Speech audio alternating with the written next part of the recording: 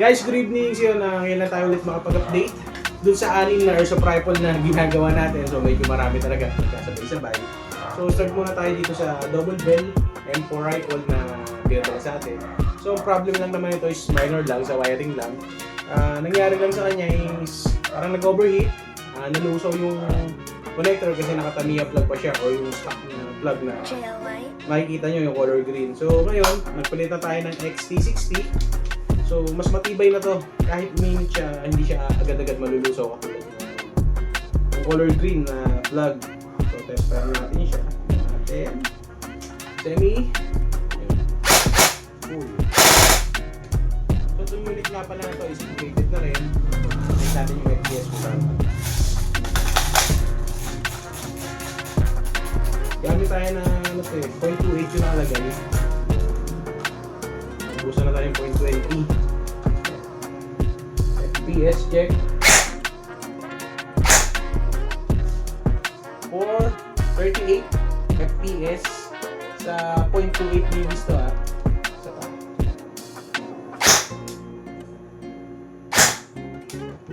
435 FPS. Yan. 0.28 dBs. Yan. 439. 438 FPS. Isa pa. Yan. 437 FPS. Yun na 100% wala na siyang problema. Working naman siya. Wala naman talagang problema sa loob. Hindi wiring lang. Yan. So sa owner nito, ready to pick up po. Then, next naman natin yung kasabay din na rifle na dinala rin sa atin. So isa lang din ang owner nito. So dito naman sa unit na to, meron tayong ginawa or ni-repair sa kanya. Kasi yung dinala rito is ayaw na pumutok. Dahil medyo matagal na rin naka-stock.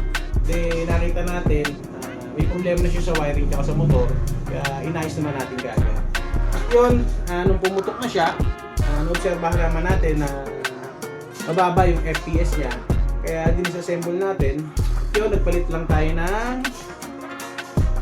yung rubber sa piston ring. Then, inayos na rin natin sa nozzle.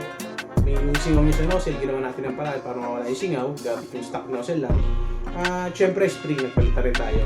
Kasi yung spring na nakalagay dito is na-deform na. Baga, ganito yung makikita nyo, ganito yung spring, tuwid na tuwid, pero yung sa kanya, pa-letter S na yung hugis, kumaga na-deform na talaga. So, nagpalit na rin tayo ng spring, gumamit tayo rito ng 135 na spring. So, ngayon check natin yung FPS niya. Bakit na tayo? 0.20. Ano ako bang meron?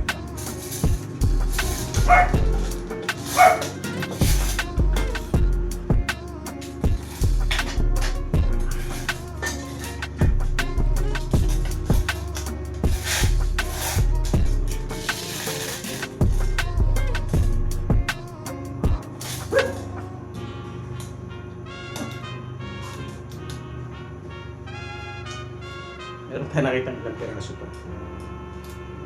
So, natin. Spare natin ito. Oh, apple of battery. Yan ang battery.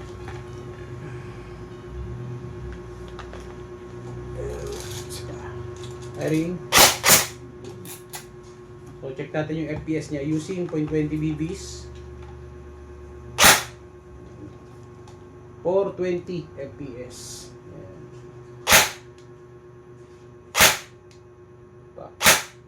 Ayan.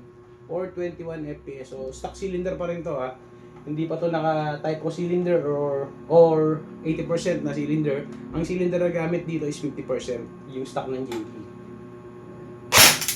Oh, 421 FPS. So, yun lang.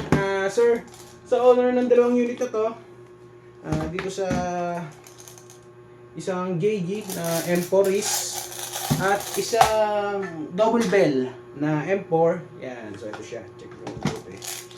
Ready to pick up na po. Maraming salamat. Wala na pong problema, naayos na natin lahat.